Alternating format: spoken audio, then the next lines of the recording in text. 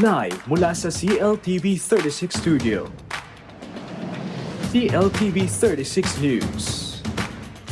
Maya Pabengi, Pampanga, magandang gabi, Central Luzon. Ako po si JM De Jesus at oras na para sa mga maiinit na balitang Central Luzon ngayong Huwebes, July 17.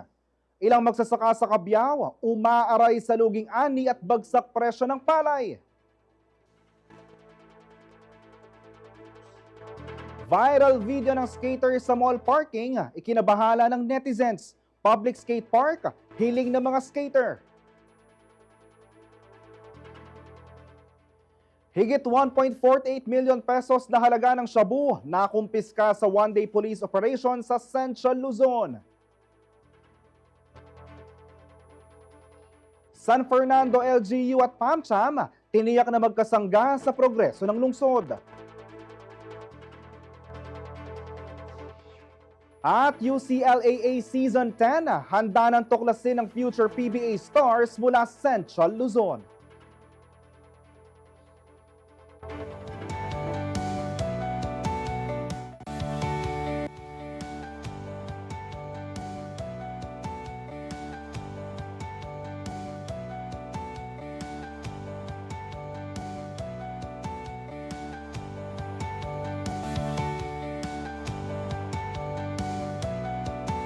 Para sa ilang magsasaka sa Cabiao, Nueva Ecija, tila wala ng kinabukasan ng pagtatanim ng palay, lalo at bumabagsak sa 5 hanggang 8 piso kada kilo ang farm gate price.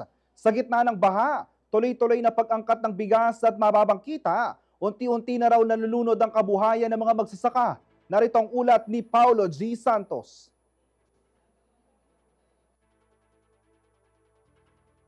Samantala, babalikan natin ang nasabing balita.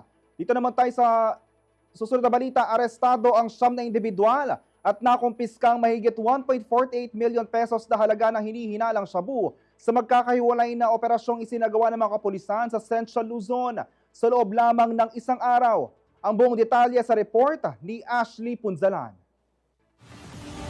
Nakumpiska ang mahigit 218 grams ng hinihinalang shabu na may kabuoang halaga na 1,487,092 pesos kasama ang isang unlicensed firearm na may ilang bala sa magkakahiwalay na operasyon na isinagawa ng Police Regional Office 3 o PRO3 nitong Miyerkules, July 16. Arestado rin ang 9 na suspect na sangkot sa mga operasyong ito. Unang nahuli ang 2 individual sa bypass operation ng mga otoridad mula sa Abukay Municipal Police Station Drug Enforcement Unit o SDEU sa Barangay Wawa, Abukay, Bataan. Nakumpiska mula sa kanila ang 79.99 grams ng hinihinalang shabu na nagkakahalaga ng 543,932 pesos. Sumunod namang natimbog ng Mabalacat City Police SDEU ang 2 street-level individual sa sitio Mauli, Barangay Sapang Bayabas, Mabalacat City, Pampanga. Nakuha mula sa kanila ang 30 gramo ng hinihinalang shabu na nagkakahalaga ng 204,000 pesos. Bukod dito, nahuli rin sa ikinasang joint bypass operation ng Police Station 3 ng Angeles City Police Office at Angeles City Drug Enforcement Unit ang isang high-value individual sa bakanteng lote sa Barangay Pulong, Maragul. Nakuha mula sa kanya ang 60 gramo ng shabu na may standard drug price na 408,000 pesos.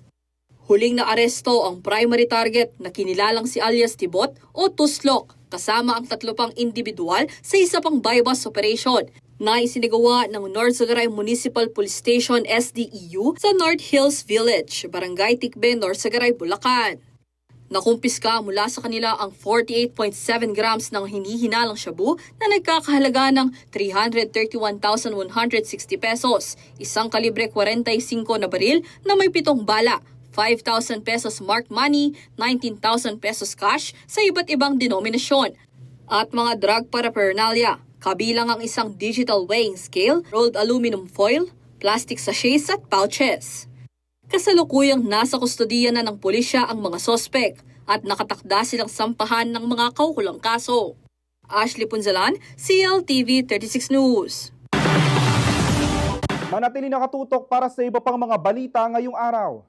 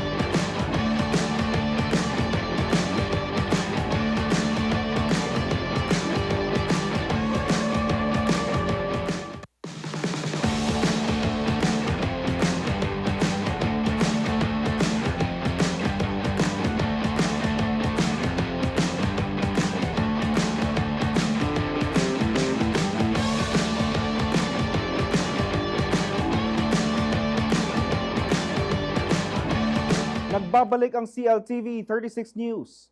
Pumanaw sa edad na 84 ang international boxing referee na si Bruce McTavish sa kanyang tahanan sa Angeles City nitong Miyerkules, July 16.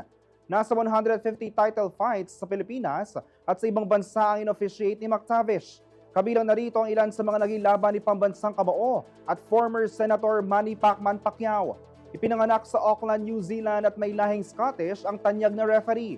Tubong Angeles City naman ang kanya na pangasawa na si Carmen na nagmula sa kilalang Tayag clan sa syudad. Bilang long-time president ng Pilipinas, sinikap ni McTavish na maging naturalized Filipino hanggang sa makuha niya ang naturang citizenship taong 2018. Nakalagak ang kanyang labi sa Divine Mercy Chapel, Carmenville simula ngayong Huwebes, July 17. Nakatakda naman ang libing sa linggo, July 20 pagkatapos ng Holy Mass sa umaga. Samantala, ilan sa mga nagpaabot ng kanilang pakikiramay sa pamilya ni McTavish ay sina Pampanga Governor Lilian Nanay Pineda, Vice Governor Dennis Delta Pineda at 1st District Representative Carmelo Pogi Lazatin Jr.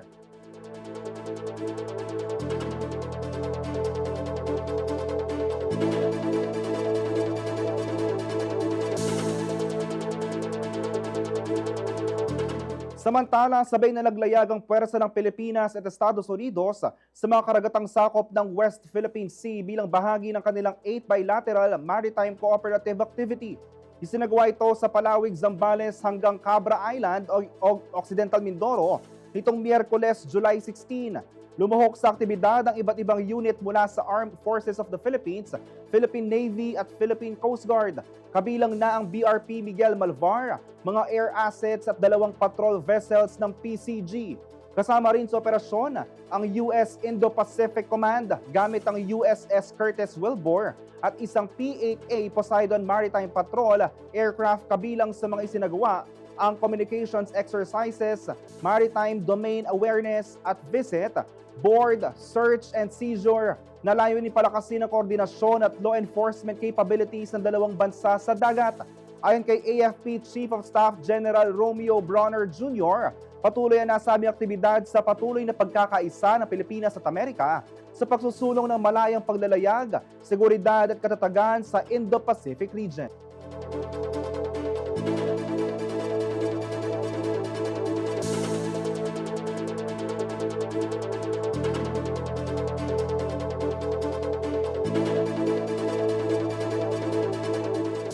Isang makasaysayang tagumpay ang naitala ng Gilas Pilipinas Women matapos na talunin ng koponan ng Lebanon sa 2025 FIBA Asia Cup for Women. Ang pagkapanalo nilang ito ay nagbigay sa kanila ng ticket para makapasok sa 2026 FIBA World Cup. Narito ang report ni Raymond Tasoy.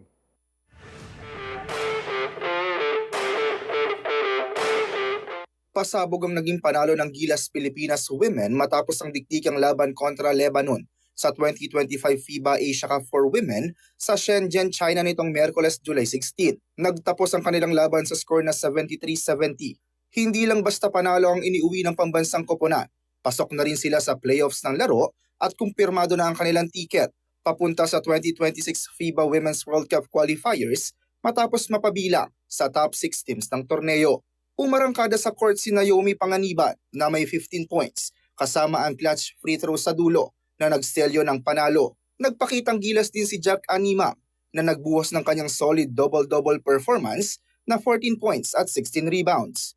Itinanghal din siya bilang best player of the game. Hindi rin nagpahuli sina Sumaya Sugapong at Vanessa De Jesus na nagsanib puwersa para sa kabuang 27 points. Sunod na makakaharap ng gilas ang second seed mula sa Group A sa pagitan ng New Zealand o Korea sa semis match ngayong Biyernes, July 18. Samantala, tuluyan ang na-eliminate ang Lebanon matapos bumagsak sa 0-3 record sa Group B sa kabila ng 23 points ni Jillian Archer. At yan ang sports news ngayong araw.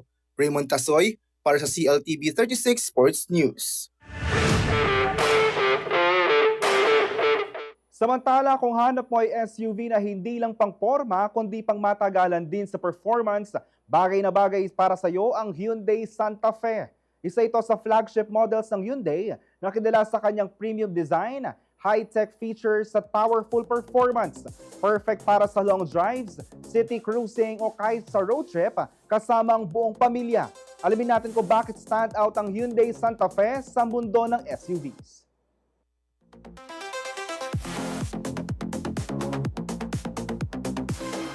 Hi, good day. I'm Kyla Manahan, your sales executive here at Hyundai Baliwag, and we welcome you our unit Santa Fe Hybrid.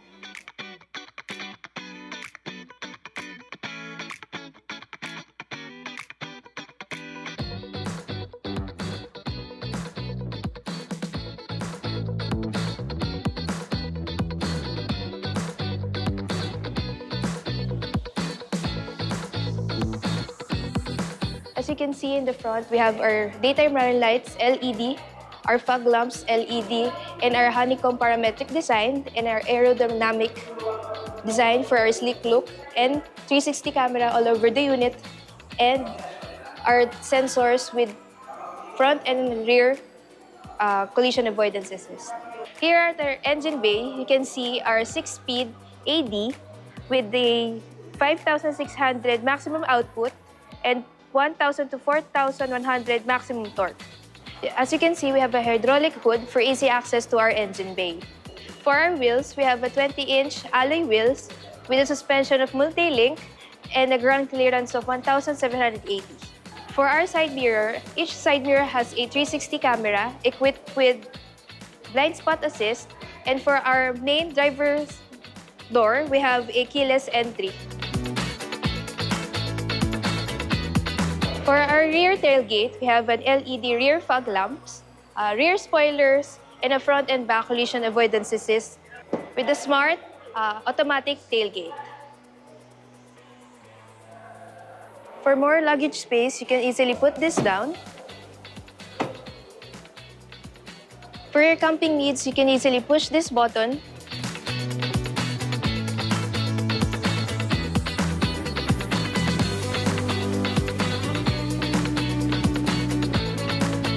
For our tailgate, we have a hydraulic tailgate and automatic tailgate.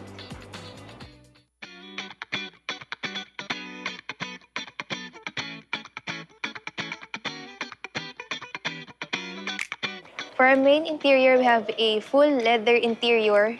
And for our driver's seat, we have our main controls for all windows and 2 options for our front and passenger seats. For our seats, we have all leather seats and all automatic for driver and passenger. And it's 6 seating capacity. For our steering wheel, it's also made of leather with tilt and telescopic. And for our shifting gear, we have a shift-by-wire here on the side. For our steering wheel, you can see we have our volumes, lane keeping assist, modes, and you can also answer your phone via your steering wheel. Beside our driver's seat, we have 2 wireless charging pads. And here you can see our driving mode, which is we have 4 terrains for the snow, mud, and slippery terrains. And here you can see our AC and our armrests, which can be convertible to our compartments. For our sunroof, we have a panoramic sunroof that can be opened rear and back sunroof.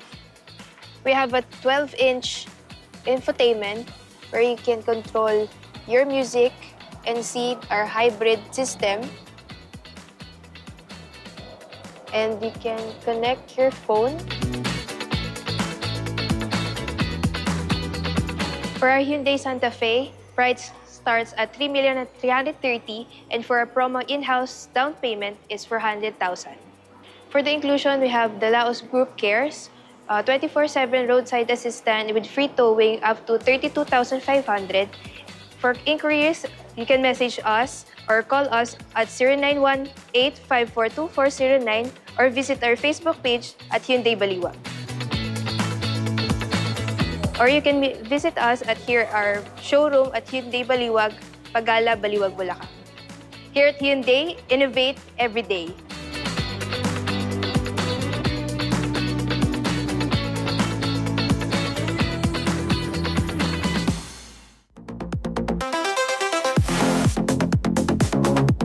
Manatili nakatutok para sa iba pang mga balita ngayong araw.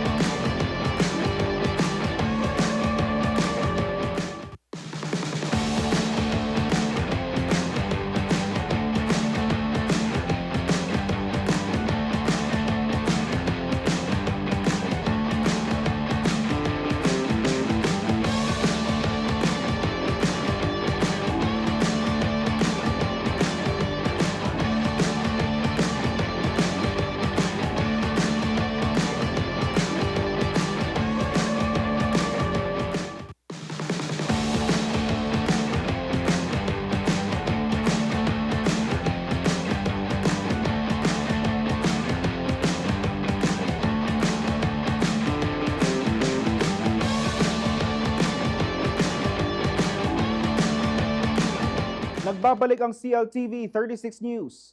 Muli pinagtibay ng Pampanga Chamber of Commerce and Industry Incorporated o PAMCHAM ang kanilang suporta para sa pamahalang lungsod ng San Fernando sa isang dialogo na ginanap itong Martes, July 15. Pinangunahan ni PAMCHAM President Attorney Paul Yusi kasama ang iba pang opisyal ng Chamber ang courtesy visit kay Mayor Vilma Calua kung saan inilatag nila ang kanilang mga pangunahing plano at advokasya para sa ikaunlad ng lungsod. Kabilang sa mga tinalakay ang panukalang pagtatayo ng permanent flyover sa Dolores Intersection, mga solusyon sa pagbaha sa timog na bahagi ng syudad, pagpapahusay ng serbisyo ng prime water at mga hakbang para maibsan ang traffic. Kasabay nito, inanunsyo rin ng PAMCHAM ang nalalapit na pagbubukas ng Indian Business Forum and Roadshow na gaganapin sa lungsod ngayong Oktubre, katuwang ang Office of the Commercial Attaché ng Indian Embassy. Target na aktibidad na hikayatin ng Indian investors na makipag-ugnayan sa mga lokal na negosyante ng San Fernando. Bilang organisasyong may mahigit 500 active members, patuloy ang PAMCHAM sa pagtataguyod ng public-private collaboration para sa mas inklusibo at matatag na ekonomiya ng syudad.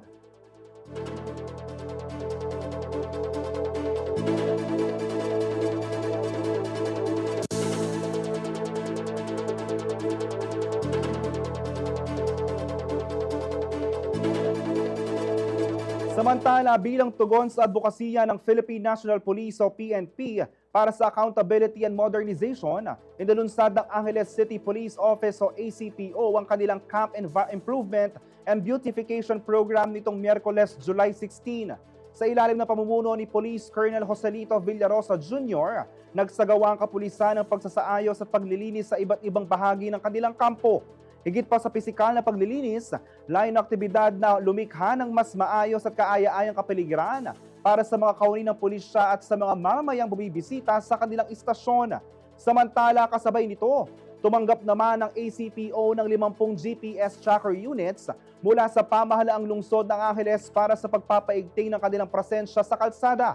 Ikakabit ang mga naturang GPS units sa mga mobile patrol ng pulisya upang masubaybayan ang kanilang galaw at masiguro ang transparency at epektibong deployment ng mga tauhan.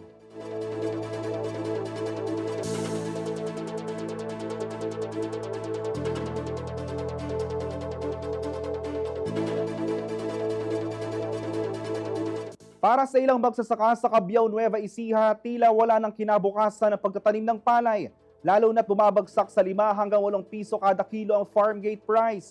Sa gitna ng baha, tuloy-tuloy na pag-angkat ng bigas at mababang kita, unti-unti na raw nalulunod ang kabuhayan ng mga magsasaka.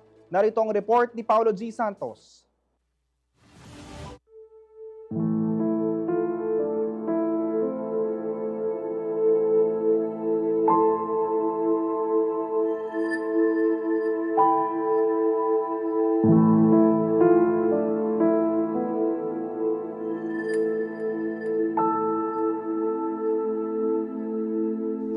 Inaapura na ang pagsalba sa mga palay na babad na sa tubig matapos ang sunod-sunod na thunderstorm na tumama dito sa bukid ng Barangay Santa Isabel, Cabiao, Nueva Ecija nang datnan ng CLTV 36 News Team.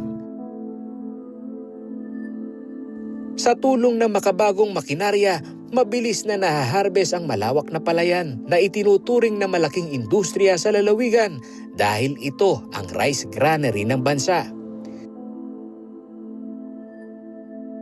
Isa sa magsasakang aming nakausap si Edwin Galang na naabutan naming nagbibilad ng palay.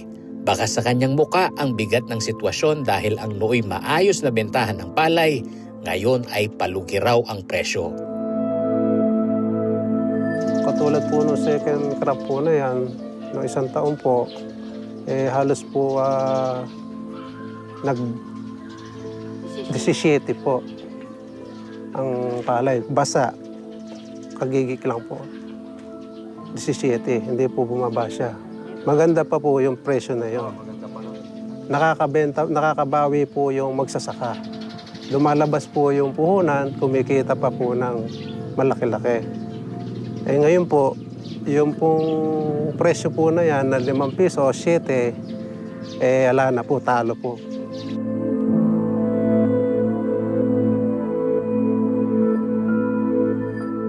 Para sa mga magsasaka sa Cabiao, malinaw na hindi raw sila kinonsulta tungkol sa volume ng imported na bigas Ramdam din umano nila ang panggigipit ng mga traders na sinasabing puno na ang mga warehouse kaya napipilitan silang ibenta ang palay sa bagsak na presyo. Katagal ko na pong nagsasaka. Ngayon ko lang po inabutan ng 5 piso at 7. Kaya nga po inaano po nila yung magsasaka eh. Sinasabayan po nila yung pag-amot ng bigas sa Nueva Ecija yung magsasaka dito. O, siyempre po, pag po may amot sila, kasabay po pag-ani ng Nueva Ecija, masasapol po. O, bababa po yung palay. Ang katwiran nila, maraming bigas. Ayon sa Philippine Statistics Authority o PSA, mahigit 30% ng mga magsasaka ang nananatili sa ilalim ng poverty line kahit nagtatrabaho sila ng higit 10 oras sa bukid araw-araw. Kaya itong si Edwin, wala nang balak ipamana sa kanyang mga anak ang hanap buhay na minsan niyang ipinagmalaki. Ang isang magsasaka ba tulad mo na isang tatay, pinangarap din ba maging magsasaka din mo kayo? Hindi po. Bakit? Kasi po, kami po magsasaka, naranasan na po namin ang hirap sa magsasaka. Hindi naman po namin ipatutulad yung naranasan po namin sa mga anak namin. Sa gitna naman ng krisis, may alternatibong hakbang na itinutulak ang Provincial Food Council ng Nueva Ecija sa pangunguna ni Governor Aurelio Oy Umali. Ito ang direct procurement ng palay sa mga magsasaka sa halagang 15 pesos kada kilo. I think the local government units and even the national government is trying to do everything to intervene sa problema ito. Ano ba yung gusto natin mangyari? Itaas natin. Ngayon, bibili natin ng 15. Ngayon, yung 15 kada kilo, doon po natin sa bukid mismo bibilin. Yung sariwa, hindi po yung tuyo. Yung sariwa na halos na basa talaga, nagawa natin dati. At yung mga palay na ito, na nabili natin, gagawin natin bigas. At ito po, sa unang pagkakataon, magkakaroon tayo ng rolling stores. Kasi nga, ang gusto ng Pangulo, maging affordable yung bigas eh. Siyempre, gusto ng magsaka, bili mo na mataas. So, kailangan natin ilaban ng parehas. 300 million pesos ang inilaan ng probinsya para sa naturang programa. Sa ganitong paraan, hindi na raw problema ng magsasaka ang transportasyon, drying at bentahan. Binibili sa bukid. Para yung magsaka, wala na problema rin sa patutuyuin at saka sa dadalhin. Doon nagkakaroon problema kasi pag inani at hindi binili kagad, yung mga palay, nagkakaroon po ng hindi magandang kondisyon, kaya bumabagsak lalo presyo. The more na hindi po mabibili ito, the more na bumabagsak ang presyo. Kaya nga, sasaluhin na natin yun para wala na problema yung magsaka na patutuyin. At saka may gastos po yung paghakot eh.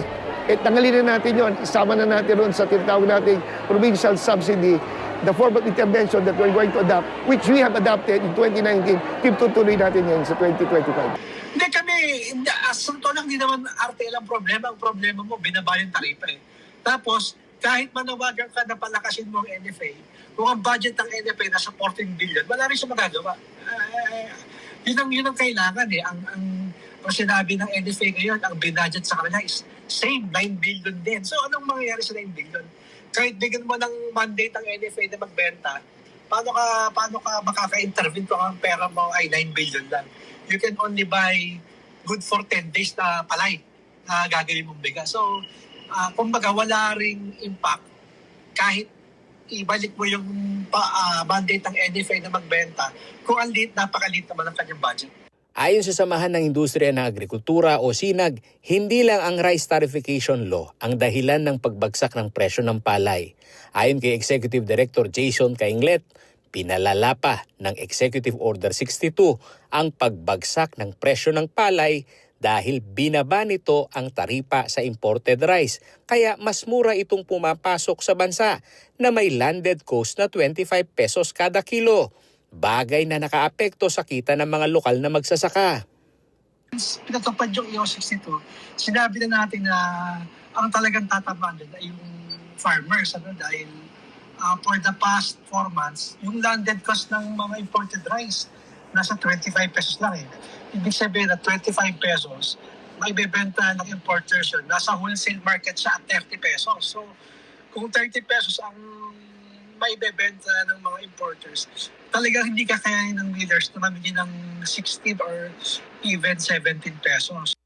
Sa kabila ng patuloy na hamon sa kabuhayan ng mga magsasaka sa Cabiao, Central Luzon pa rin ang nangunguna sa produksyon ng palay.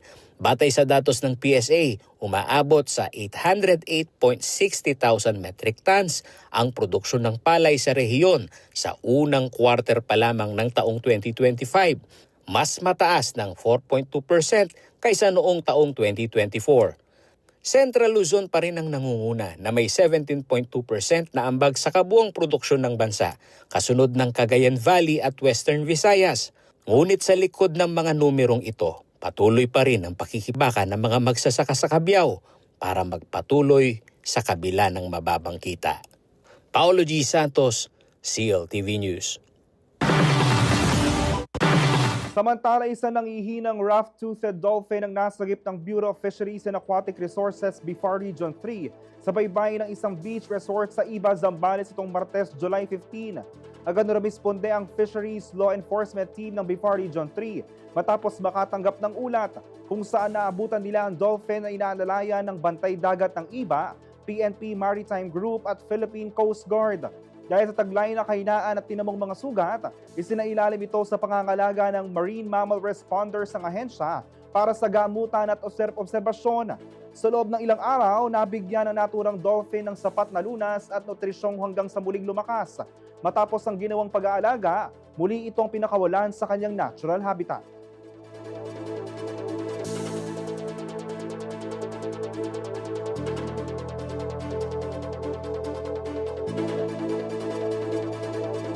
Manatili nakatutok para sa iba pang mga balita ngayong araw.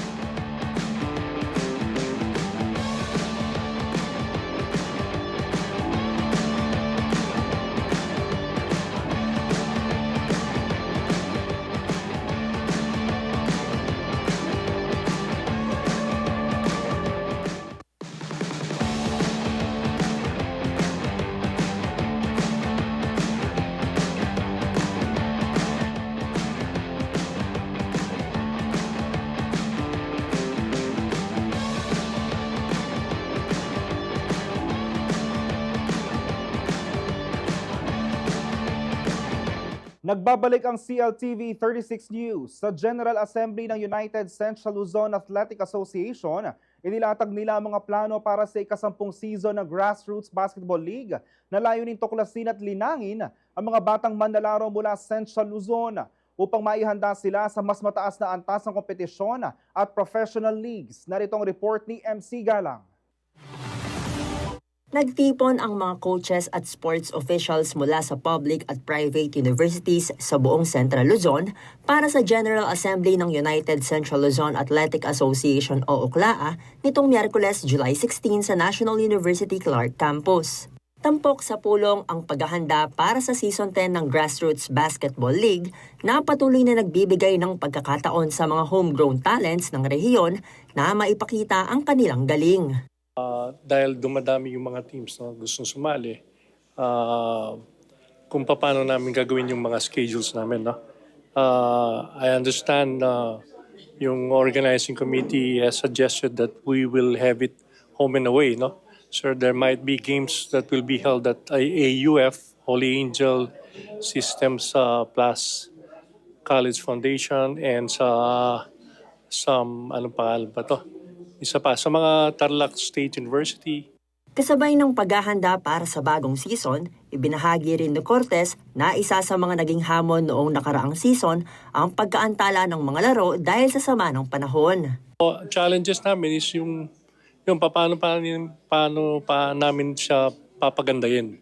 Dahil last time kasi nagkaroon kami ng konting abirya because of the typhoon. No? So we have to postpone the games from October, umabot ng November. Bagamat nahirapan sa delay, sinabi naman ni Cortez na suportado ng ilang LGU ang mga kuponan mula state universities sa pamamagitan ng pagbibigay ng cash incentives para sa mga atleta. There are some schools na may tumutulong sa mga respective schools nila, lalo na yung mga schools sa mga SQA, yung mga state university.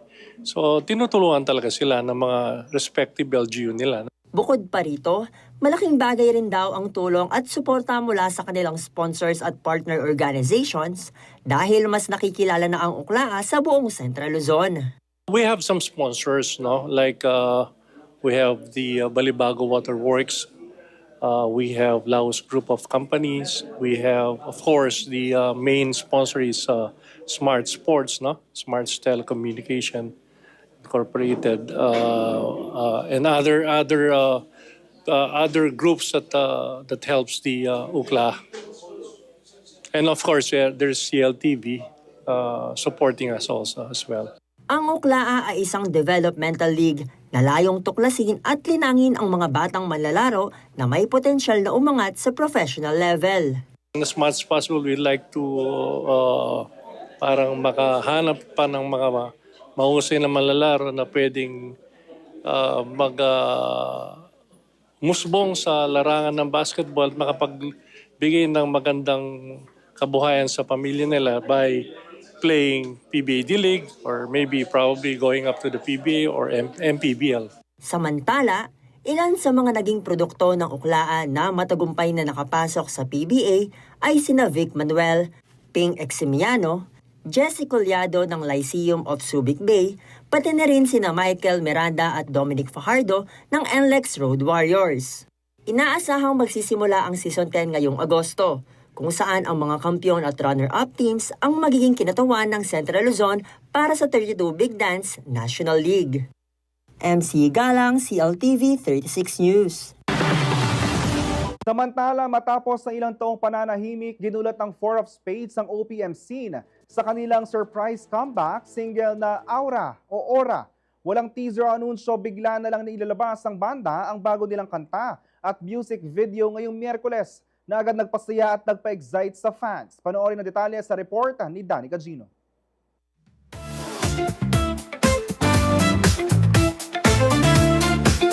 Matapos ang 5-year hiatus, muling nagparamdam ang Four of Spades sa pamamagitan ng kanilang surprise comeback single na Aura. Walang paunang hype o teaser, basta na lang nila itong inilabas nitong Miyerkules, July 16. Tingnan natin ng gusto, gusto mo na maigi, kulay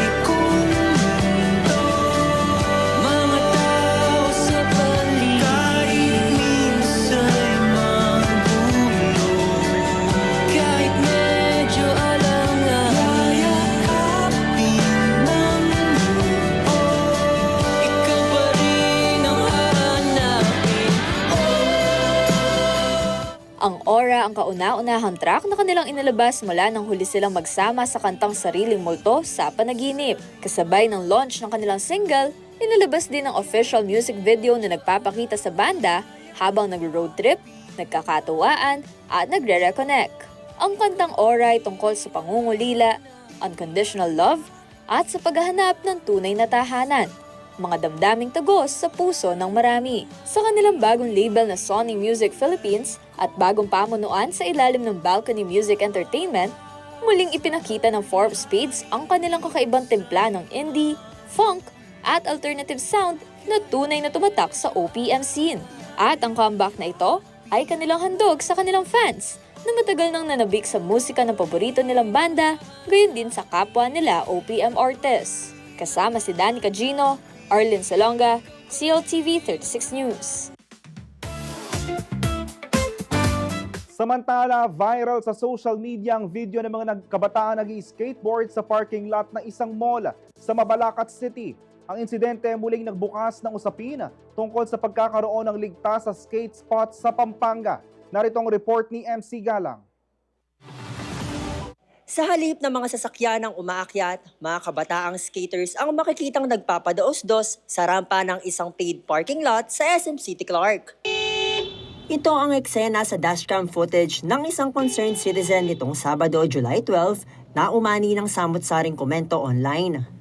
Karamihan sa kanila ay nagpahayag ng pag-aalala sa posibleng disgrasya sa mga skater at motorista. Kaugnay nito, nagbigay ng kanilang reaksyon ang mag-asawang Kapampangan skaters na sina Dane at Tuns Kiambao. Bagamat hindi sila sangkot sa insidente, sang-ayon silang delikado ang paggamit ng parking lot bilang skate ramp dahil pwede raw itong pagmulan ng aksidente. Siguro po yung maa-advise ko lang for the safety of the community of skateboarders or community of skateboarding is mag-skate dun sa mga allowed na places where to skate, like here I think for Marquee Mall, this is the allowed place to skate. Meron po kaming skate spot sa may Clark Global City, so we have an allowed place there. Importante rin daw na may disiplina ang mga skaters at maging aware sa safety measures. Sa mga bagong nag-skate, kung makapag-provide po sila ng gears nila, and part of safety rin po sa skateboarding is aralin po yung gagawin. Like there's a lot of tutorial po sa YouTube, ganon. So para may idea rin po sila kung ano yung gagawin nila.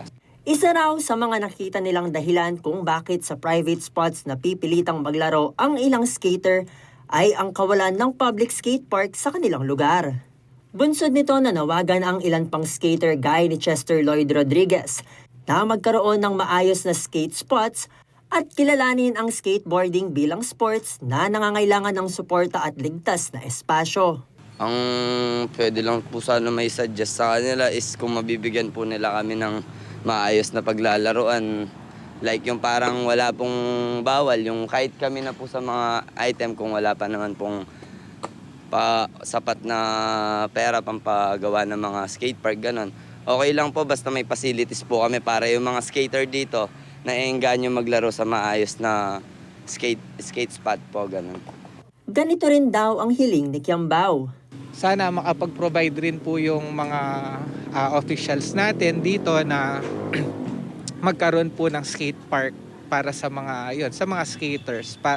Kasi po for sure if there's a place na ganon, like yung sa Palit, for sure po, yun yung pupuntahan ng mga nag-skate din po. Pero habang wala pang espasyo na designated para sa kanila, pinayuhan nila ang iba pang skaters na maglaro lamang sa mga safe zone at tiyaking pinayagan sila sa lugar kung saan sila maglalaro. Is mag-skate na muna po sila sa mga court nila kapag nabigyan na lang po ng mga magagandang pwesto at saka pwedeng paglaruan. Yun na po yung paglalaruan namin. Ngayon po kasi kaya nag-i-skate po yung mga iba't ibang mga crew po sila eh. Kaya nag-i-skate somewhere po sa mga private po kasi po siguro naiisip po nila na wala po tayong skate park dito sa Angeles, Pampanga. Kaya siguro kahit san-san na lang po sila nakakapag-skate, ganon. Bilang skater, alam naman po namin na bawal mag-skate sa mga private spot pero pinaka-best po para sa atin mga skater, para safe po tayo lahat at safe din po yung mga taong nanonood sa atin is mag-skate na lang po tayo sa mga skate spot tulad po ng Marquee at saka sa Astro. Samantala, nagpaabot naman ng mensahe ang pamunuan ng establishmento sa CLTV 36. Tiniyak nilang pinaiigting nila ang seguridad at pagbabantay. Regular din umano ang pagpapatrol ng kanilang roving guards upang paalalahanan ang mga may dalang skateboard na iwasang maglaro sa mga hallway, parking area at ramp para maiwasan ang anumang aksidente. Habang nakapanayam naman ng CLTV 36 News, si Angeles City Information Officer J. Pelayo IV, hinggil sa kawalan ng public skate park sa syudad. Panawagan ng LGU na magkaroon ng disiplina at kooperasyon para manatiling ligtas ang lahat habang hinihintay ang sapat na suporta para sa skateboarding community. Pinanggit din niya na may direktiba na raw si Mayor Carmelo John Lazadin II na pag-aralan ang posibilidad na may magamit na ligtas na espasyo ang mga skaters ng syudad. Nais lang po natin ipaalala sa ating mga kabataan, ganoon na rin po sa mga magulang, to always prioritize yung safety pa rin ng ating mga ginagawang activities na hindi po tayo maaksidente or magkakos ng accident sa iba nating mga kababayan at may masira rin po mga iba pong properties. According po kay Mayor John Lazadin, pag-aaralan din po niya kasi meron pang maliit na space dito sa may sports complex ng Angeles City, dito sa may Barangay Pampang, na pag-aaralan po yan kung maaari pong i-incorporate yung design for a skateboarding activity. MC Galang, CLTV 36 News. Para naman sa lagay ng panahon, alamin natin sa report na ito.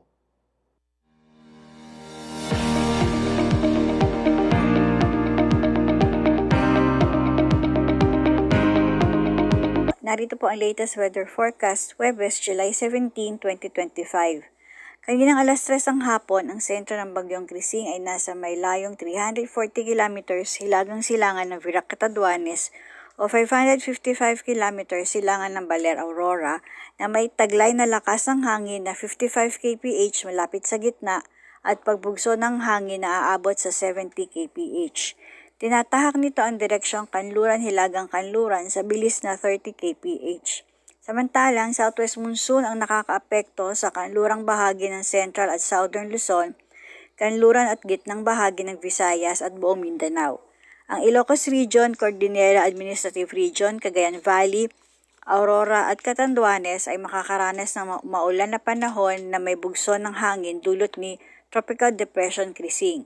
Ang Zambales, Bataan, Mimaropa, Negros Island Region, Western Visayas ay makakaranas ng monsoon rains dulot ng southwest monsoon. Metro Manila, Cavite, Laguna, Batangas, Rizal, Central Visayas, Zamboanga Peninsula, Caraga, Northern Mindanao, Barm, Soxargen at natitirang bahagi ng Central Luzon ay makakaranas ng maulap na papawiri na may kalat-kalat na pag-ulan at pagkulog-pagkidlat dulot ng trough ni Tropical Depression Krising. Eastern Visayas, Quezon at natitirang bahagi ng Bicol Region ay makakaranas ng bahagyang maulap na papawiri na may pulupulong pag-ulan, pagkulog, paggitlat dulot ng southwest monsoon. Pinapayuhan ng ating mga kababayan na mag-ingat sa flash flood at landslides dahil sa katamtaman